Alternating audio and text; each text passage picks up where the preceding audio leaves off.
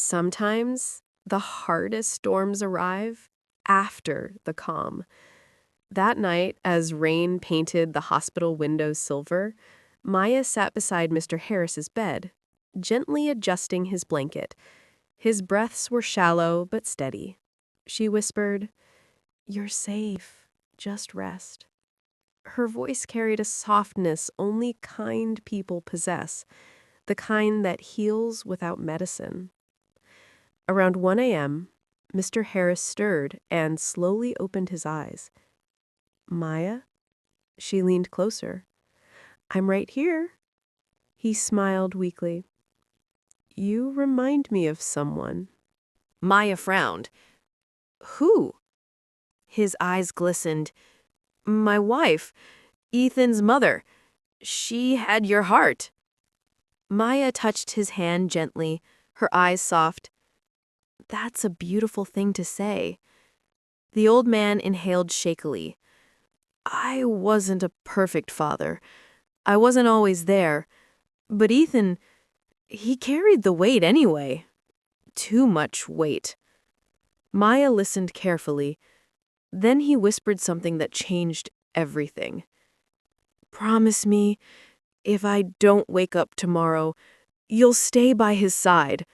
He needs someone who sees the man behind the money." Maya froze.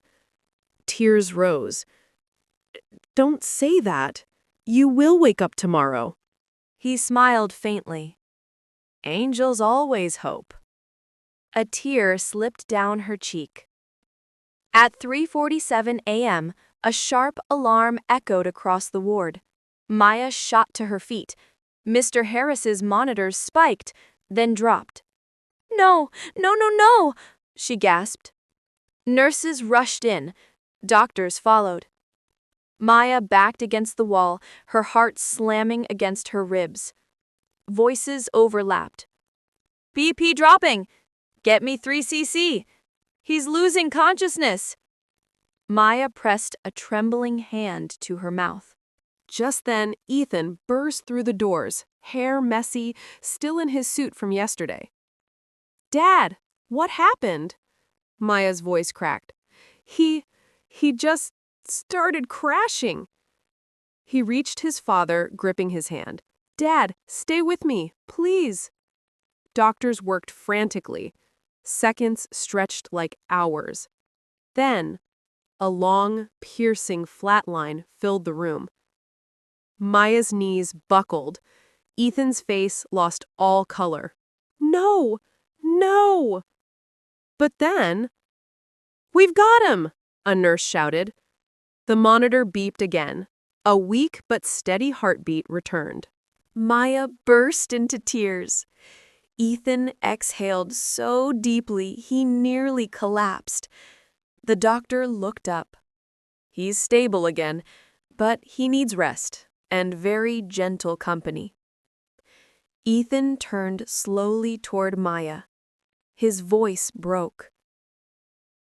"Thank you for staying, for being here, for everything." Maya wiped her tears. "You're not alone." And for the first time since childhood, Ethan believed it. By sunrise, Mr. Harris was sitting up, tired but smiling. He looked between them. "You two look like you didn't sleep." Ethan scoffed. "Dad, you nearly died." The old man chuckled weakly. "Well, that would have been inconvenient." Maya laughed through her tears. Ethan shook his head. "You scared us." Mr. Harris touched their hands gently. "Good. Means you both care." Maya blushed. Ethan swallowed hard. The old man leaned back, satisfied. "You two are meant to meet. I just helped destiny move faster." Later that afternoon, Mr. Harris insisted Maya and Ethan take a short walk outside while he rested. The sky was bright. Birds hopped across the pavement. They walked slowly, quietly. Then Ethan said softly, Maya, I'm not used to people staying. She looked at him. Why? His jaw tightened. Because people see the money first, the man second, if they see the man at all. She smiled sadly. I didn't defend your father because of who he is. I defended him because he was hurting. His breath caught. I know. Then he stopped walking, turned to her. Can I ask you something? Maya blinked. What is it? He hesitated, then spoke. What if destiny didn't whisper? What if it shouted, and I finally heard it last night? Her heart skipped. Ethan? He wasn't asking for permission. He was confessing a truth he could no longer hide. I like you, Maya, and I know it's sudden and intense, but life showed me something last night. Something I can't ignore.